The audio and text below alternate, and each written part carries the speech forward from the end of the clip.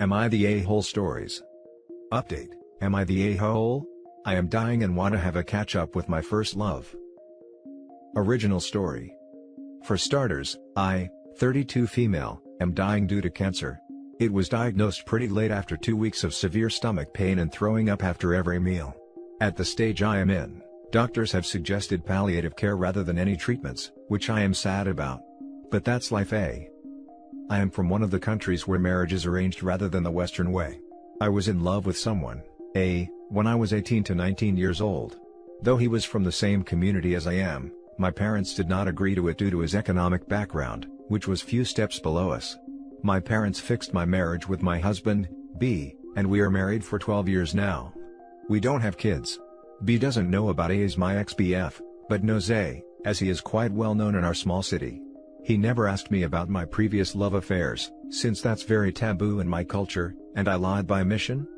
A remains single and is now a professor in our local university. He has gained quite a name by mentoring young people and directing them in the right study/career path.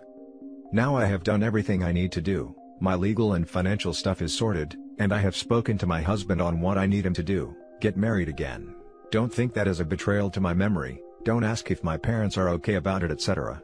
Now with people walking on eggshells around me, I have been thinking a lot about A and I really want to spend some time with him, a couple of hours, and have a meal and walk down the memory lane, if he is willing of course.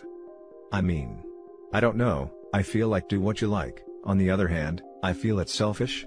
My husband worships the ground I walk on and I love him. But A is like that childhood crush on your favorite actor or sportsman, or first love in high school which would be stored in a tiny corner of your heart and brings a wistful smile. I am just conflicted if I would be the a-hole if I tell my husband about A and this wish of mine. Note, my intention is just to have a chat and a meal, just him. I have had 2 palliative surgeries and have 2 bags in my lower tummy. So, nothing physical or like an affair, and it would be in my home. Now for the top comments before we read the update. No a-holes here. I don't know if it's a good idea to tell your husband exactly what your relationship with A was, however. I would just tell him you want to spend time with your friends before you leave, A being one of them. You were friends years ago, even if that included a crush. No a-holes here, as long as the intention is catching up with an old friend, not a quick affair before you pass. Oh no! Let me edit my post. Thank you for your judgment. I can't go outside. I have some bags attached to my body. No a-holes here. I can't in good faith call you an a-hole for wanting this, but I do think it would be a mistake to contact him. While it could go well and be a pleasant afternoon, it's far more likely that it will either be incredibly awkward, or incredibly painful for both of you. People love the idea of this sort of thing, and in movies and TV shows it usually goes well. Reality, unfortunately, is often far different. I also think it will create a lot of tension and issues amongst the living, which is a selfish thing to do, dying or not. I'm sorry you have to deal with this, OP. May your spirit find rest in whatever lies beyond. Thank you. I am very scared thinking about what will happen, afterwards. But I understand where you are coming from. Appreciate your views. What will happen afterwards is up to you and your beliefs. It's your decision. Our culture does believe in soul never dies philosophy and approach death philosophically, but I still don't know and am scared of the unknown. Though doctors say I would be knocked off with painkillers probably.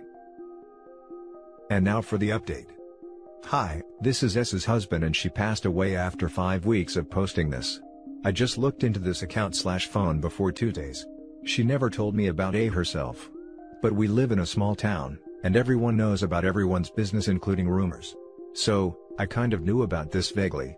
A did come to see her as a courtesy once her illness became known to people in our place. She was a very nice human being, a dutiful wife and daughter, and I really miss her. She was also my best friend and confidant. She was a genuinely nice and kind person and she deteriorated quite quickly post her diagnosis.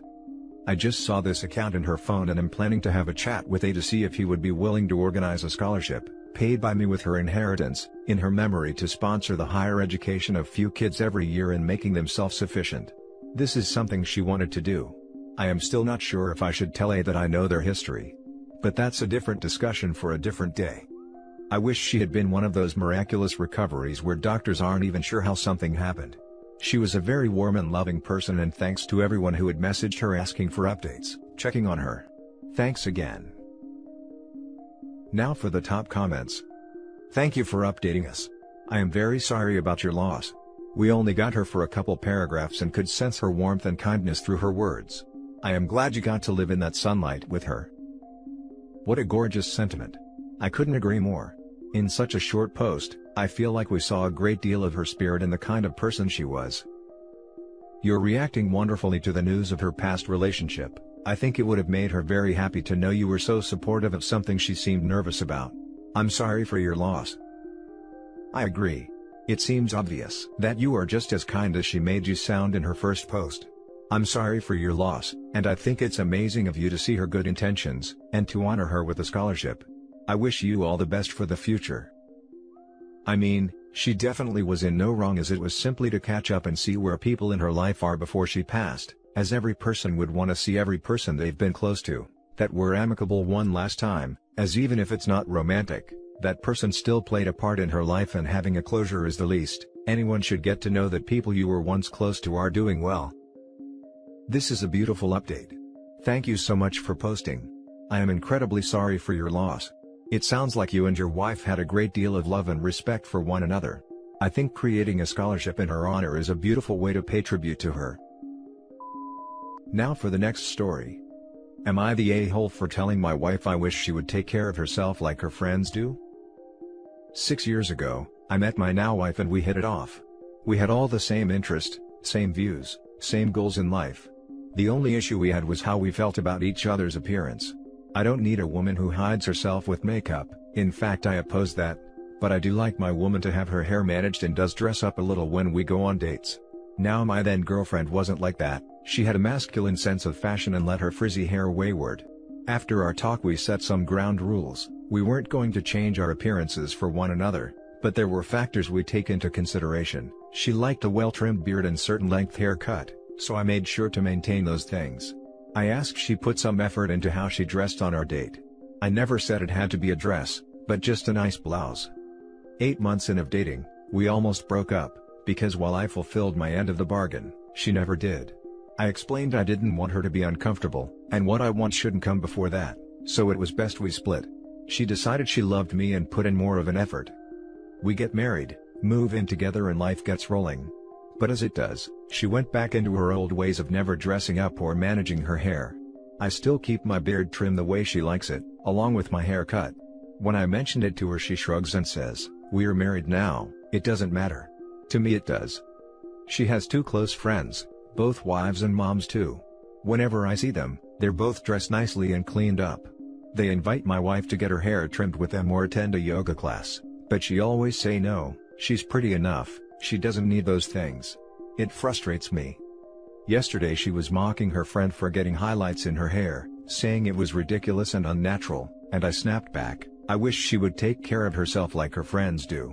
She left for her parents, both who are blowing up my phone now and trying to get me to bring our son over. Am I the a-hole? Now for the top comments. You're the a-hole.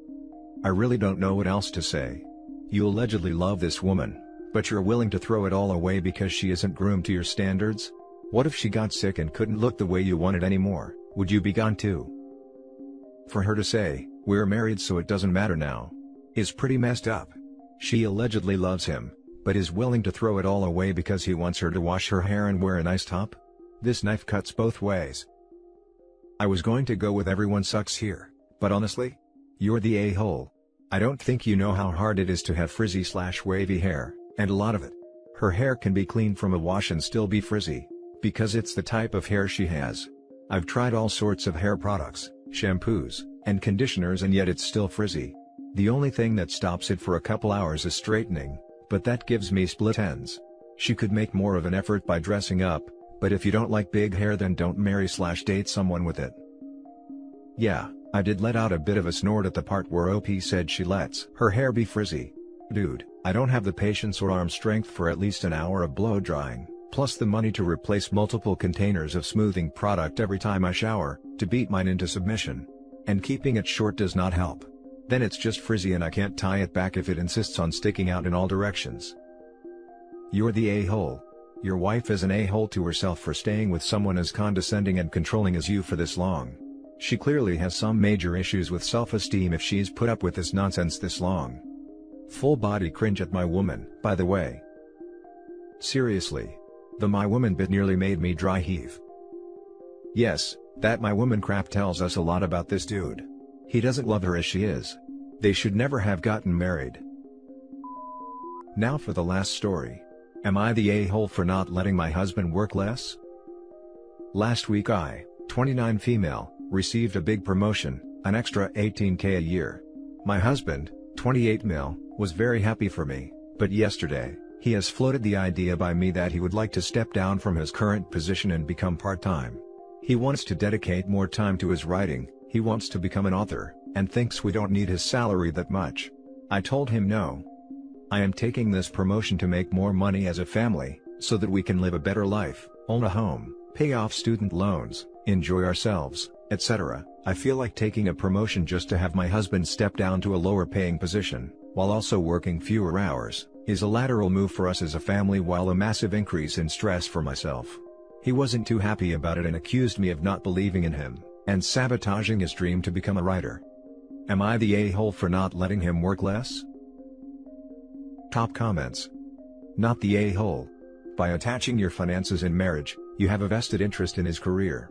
If he was that passionate about writing, he would find time to get it done as so many others have.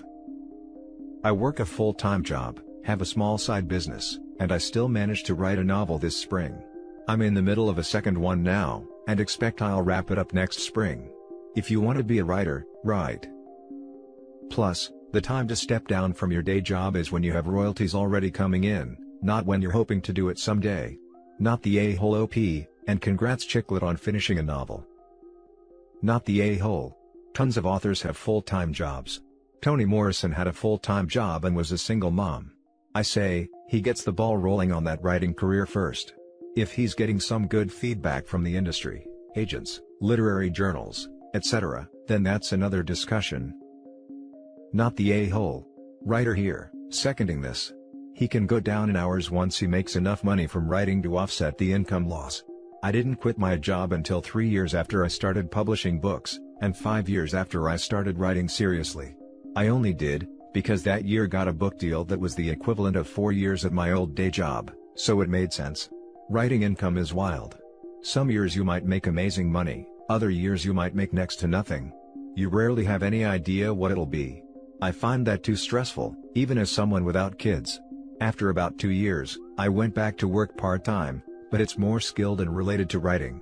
I make the same now at 2.5 days that I made full-time back then. It's just nice to not have to worry as much that way, and I like my job. Also, publishing is slow. For most, it takes time to build up advances, royalties, speaking fee opportunities are a lot lower thanks to COVID. And so on. Not the a-hole, but maybe you two can sit down and figure out a budget that allows him a timeline? For example, X amount of debt paid off and Y amount of savings, is a place where he can step his hours down, then he has a concrete goal to work towards. Or additionally, encourage him to try to find another job that might pay more and allow him to work fewer hours? Probably a long shot, given the unemployment rate, but he could at least see if it is an option for him. Maybe you two can sit down and figure out a budget that allows him a timeline? I'll look into it, but my problem is that I did take this promotion, and the stress plus longer hours involved with it, to able to afford a better life. I want us to have our own home, and wish to maybe start a family. It would be different if he showed me that he can make money as an author. But until he does, I don't feel like working longer, more stressful hours, for essentially no benefit. And that's it for this video guys. If you have thoughts to share, leave a comment below. Don't forget to hit like and subscribe if you like this content. Turn the notification on to get updated on my latest posts. I'll catch you in the next one. Good day everyone.